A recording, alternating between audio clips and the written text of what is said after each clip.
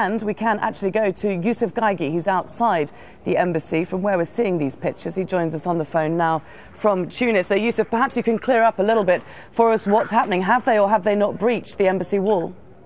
Yes, I've seen people climbing the embassy wall like 5 minutes ago.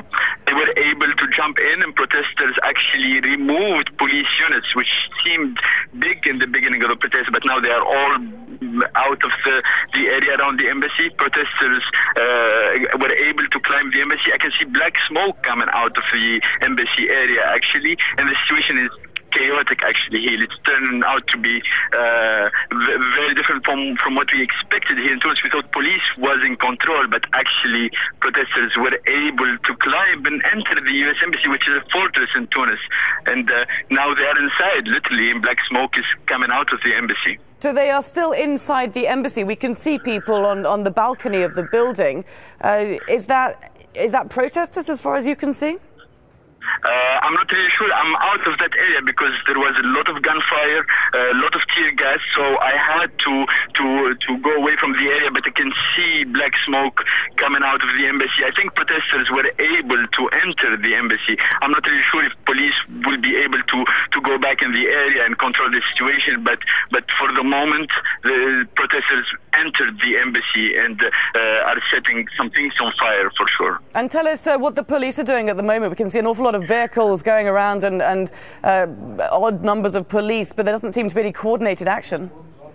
Well, the Tunisian police is known for its good coordination, and sometimes it's the use of force to control protests. But this time they were really unable to control the situation, even though we had 3 police units like police, National Guard and Army.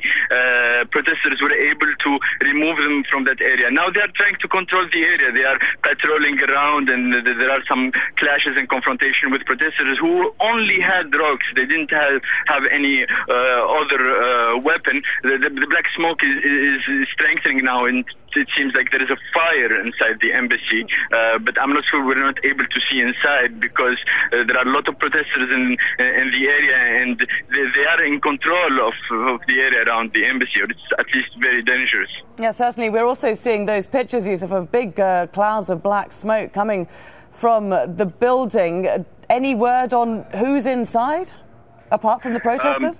Earlier, we saw a few people based on the roof of the embassy. We know that the embassy have a few Marines based there, and they seem like security people. I'm not really sure if the staff of the embassy was told to stay out of this area and stay at home today.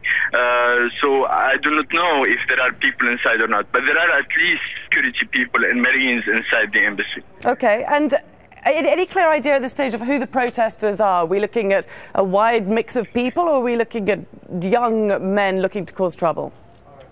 Well, we're talking about young men who are religious to a certain extent, and who were offended by the movie that was seen on the internet.